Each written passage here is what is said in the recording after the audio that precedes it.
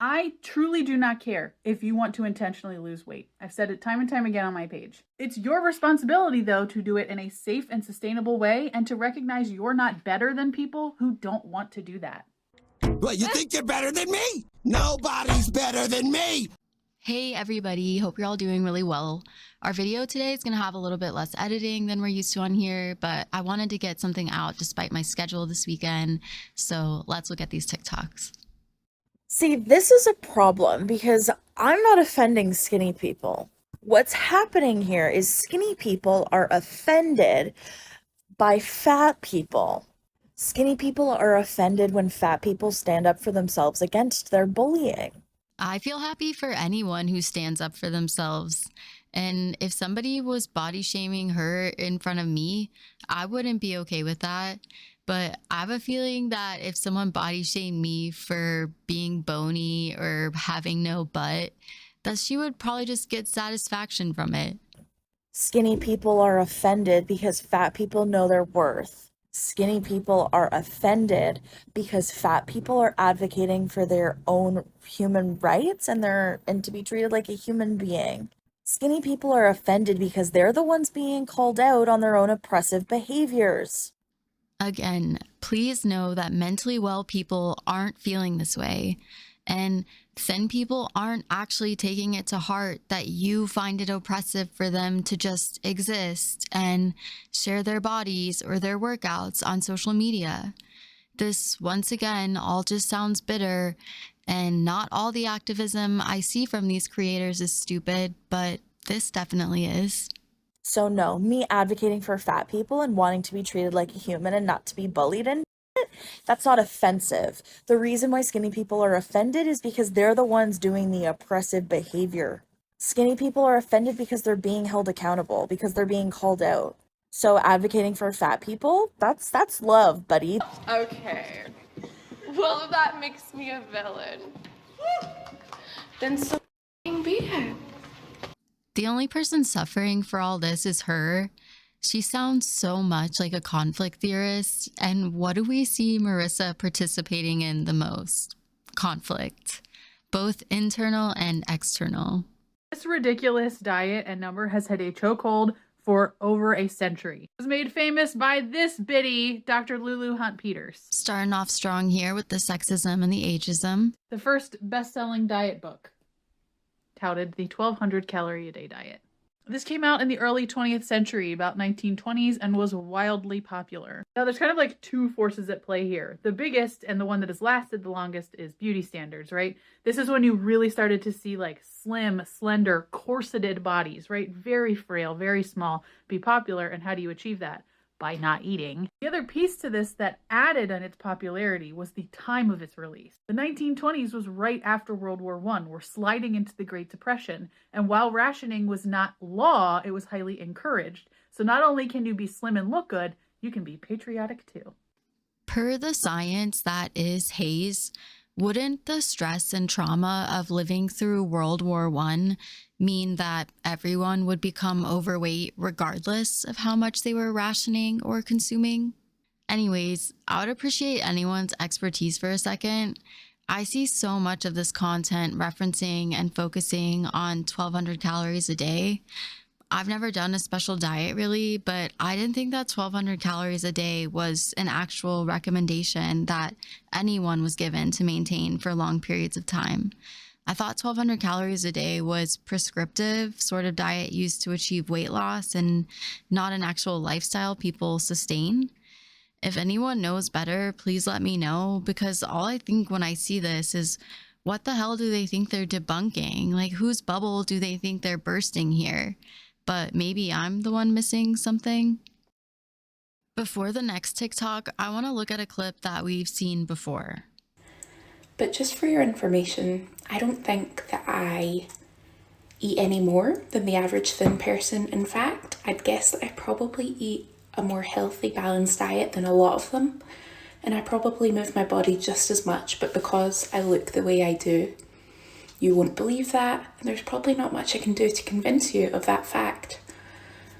In that video, my commentary was basically that I did not appreciate the way fat acceptance likes to mystify nutrition and exercise, and I just think it's pretty dishonest to say the least. So this is a video from that same person. It's them in 2014 as compared to 2022. If you can't see the screen, they were much smaller in 2014. They could easily be described as thin, and now they're pretty far from thin. I'm not good at guessing weight and I don't want to, but their caption basically says, in 2014, I didn't think I would ever recover. And now in 2022, I'm fully healed and broken up with diet culture.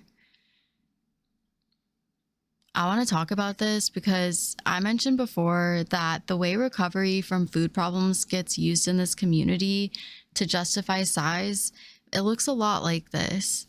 The shift in body size is attributed to developing a healthy relationship to food. So anyone who's questioning that can easily seem like an asshole. And I guess I'm risking that right now, but this person's own TikToks are presenting an inconsistency in their own interpretation of how this current body size was achieved. That's just my perspective, and I actually think this particular creator seems really different than a lot of the others. They don't body shame and they value treating people with respect, unlike a lot of the other activists in this space. But I still feel pretty unsettled by a lot of their fat activism. The caption here says, "Everyone I know is fat phobic and it's annoying," which is kind of like saying everyone I know wants to be healthy and it's annoying. Imagine it's the 90s and she's like, all of my friends think secondhand smoke is dangerous. It's so annoying. It's not annoying, it's smart. And if your friends feel insecure that you're backing up when they light a cigarette, it's not your job to step into the smoke to spare their feelings. Same thing applies here. I'm not going to argue with that because I'm not a scientist, and I think most people find it a lot easier to make excuses than they do to just do the thing that makes weight loss happen. Can I get a, oh brother, this guy stinks? It is almost novel to come across like a pure weight loss video because so much of it has been rebranded as like fat loss and body recomposition that when I encounter like a pure weight loss, right, just cut your calories video, it's almost like throwback. Someone tagged me in this video though, and it gave me a goddamn headache. It checks off so many boxes. The first and most notable is dangerous advice masked as it's just what worked for me. And that crowd goes hand in hand with the people who successfully lose some weight and decide to become a weight loss coach and go on to make an entire career without having a damn credential behind them to do so. Though I argue that these folks are more dangerous because they're like, I'm not giving advice, I'm just putting out there what worked for me, which is willfully ignorant when we know thinness and weight loss is idolized. No, this is not even close to willful ignorance. Willful ignorance is actually a really powerful defense mechanism we all have. Marketers love using our willful ignorance to sell us ideas or products that maybe they couldn't without our personal motivation to remain uninformed about certain things. Think about the phrase, "What I don't know won't kill me, but what I do know might." When you feel psychologically motivated to remain in the dark about something, that is willful ignorance. The fat acceptance movement would probably collapse without it. So when you say, I successfully did this thing, and there are people who are desperate to do that thing, they will do any advice that is made available to them. And in this particular case, this guy is fasting every other day. He does not eat every other day. Keeps talking about making a massive calorie deficit between that and exercising every single day. Because it's as pure as calories in, calories out. You know, it's a perfect science, which is literally not sustainable. You cannot do that forever. You won't do that forever. See, the other worrying aspect to this is that we view something like that as dedication and willpower. Because weight loss is viewed as a net success, we don't care how that person achieves it, and then we idolize that person. We put them on a pedestal. Wow, you're so dedicated. You have so much more willpower than I could possibly have. And we never look at how they got there. If they can sustain it, we just admire them for doing it in the first place.